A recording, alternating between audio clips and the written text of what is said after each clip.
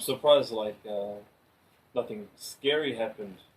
Nah. Because I've heard so many stories about Cape Town. Oh, not Cape Town. Cape Town's relatively nice from what I hear. But in other areas, I heard Joburg.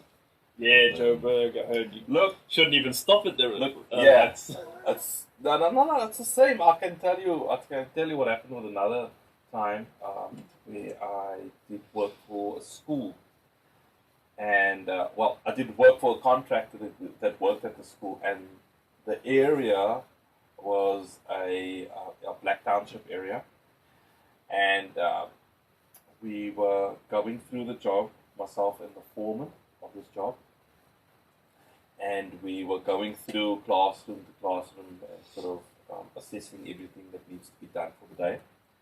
And we noticed these two guys walking behind us, but we didn't take note. We just thought, okay, this is probably laborers, and you know how it is on sites. Everybody's everywhere. Mm. And we entered this classroom where we had a discussion with the electrician on work that needed to be done, and we noticed the same two boys behind us, and they closed the door. Didn't think anything of it. But is it a big room? Yeah, it was a classroom. Classroom size, yeah? Yeah. Oh. And then all of a sudden, these guys pulled out guns. Oh. This guy put a 38 special against my chest. Really? Another labourer put a 9mm against the foreman's chest. And then These young guys? Yeah, young guys, yeah. And then they started to rob us. They said, give me your wedding ring. I just got married at that time. Took my wedding ring, which was my father's ring. Took my cell phone, and then the foreman. They knew the foreman had a gun. So obviously it was an insider job. No. And they had information from the guys that was working on site. They knew he had a gun, and they persisted that they wanted the gun from you, and luckily he never brought the gun with him. Threatened to actually shoot the electrician. They said, get on your knees, and we could really immediately recognize what they wanted to do. They wanted to do shooting like execution style. And we were like, no, we stopped the whole thing. We put ourselves in front of this guys and the electrician. We said, no, that's not necessary. You got this. Yeah, you got everything you need. We don't have a gun. What else do you? And we sort of argued with him. So we didn't think about the guns and our lives at this point, but we were like sort of just want to protect this young boy. And then luckily they just backed off. In the meanwhile, my labourer was busy unloading my ute. Outside. Yeah, or taking all the tools out of the ute. He had the ute's keys. And they put us into a cupboard. They said, don't get out of this cupboard. Then they exited the room and they went to my labourer. And obviously they got the guns wielding and showing.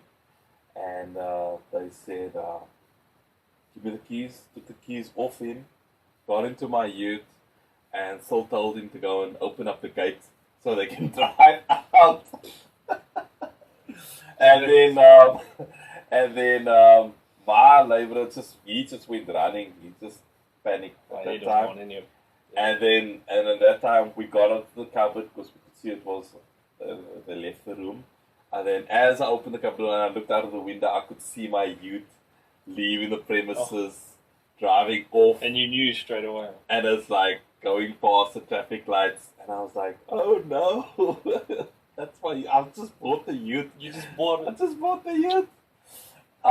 And the funny thing was, he was like a traffic police officer by the other set of lights, and I couldn't even wave him down. I could see it. Yeah, it was too far. I was in the classroom still. Oh man, it was the feeling that I got from that moment was.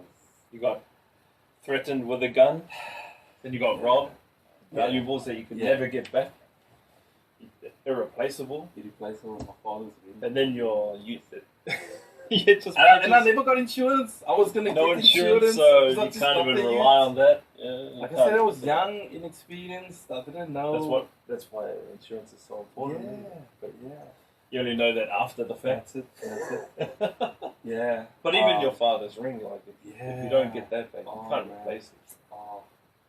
So, okay, so But what what I a great story. Yeah, so what I did was I immediately phoned my brother-in-law. So it's like I said, he was in the police force. I told him what happened. So you got a hold of him like soon after? Yeah. So I said, okay. I told my whole family what's going on. Told my wife, I'm okay. This happened. Told my mother-in-law. She's a fervent prayer warrior. So they actually had a prayer meeting by our house at that time. And the ladies that was in that prayer group, they were on fire for God. And I put in that prayer request. I said, please pray for me. You know, this is what happened. Given the energy. Yeah. And I said, good, don't stress about it. We'll pray for you in this situation. So now my family's now behind me now. You know. And then obviously I reported it to the police. And then about 2 hours afterwards, I got a call from the police. Oh, same day? Yeah, same day. Got a call from the police. Hey, Kurt, guess what? We picked up your ute by this one place. The identification, the description matched your ute. I said, oh, good, thank you, Lord. And then I sort of wanted to arrange so that I can be picked up and then collected. And then as I was arranging it, I got a call back to say, sorry. Not your ute. No. It's alright, I'll take it anyway. Oh man, that's right, I'll accept it. And it was hectic because I had this feeling of, elation, and it's like, yes. From being down. From being down and just like depressed and got this call, yes, I got it. Angry. And then back again down. It was crazy. Yeah, roller coaster. Yeah. And then in the meantime, so I went to go and speak to the main contractor that I was working for, and I was trying to work out something. There's no ways that they got maybe insurance. Happened on the premises, so maybe there was something there maybe that you could utilize. And we were busy talking. I had my father-in-law with me at that time, sort of just helping me along to sort of work out what we can do and get over this. Luckily, all my tools was taken out of my ute. I had that. Because that can be expensive. Adds up. Yeah. But so look, he unloaded that. Yeah. So. But look, the ute was still the primary most expensive.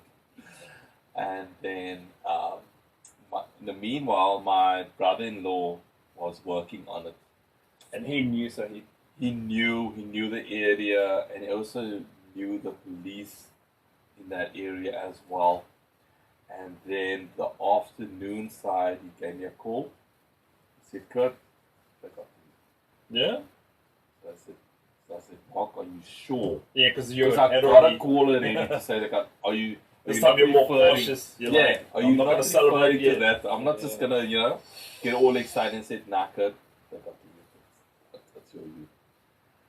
I believed him, and then he came to fetch me, and then we went to the police station, and then yes, it was my youth. Only thing that was missing was the canopy, but I was like, yes, I couldn't believe canopy. it. Like how does the canopy? Just on the back? The canopy is the back part. Yeah, that was the only thing that was taken off. That's so right. what was said? Everything else was okay. Everything else was okay. No damage. Yeah, just a little bit. Just the keys. Up. The keys was missing. But you could get replaced. Yeah.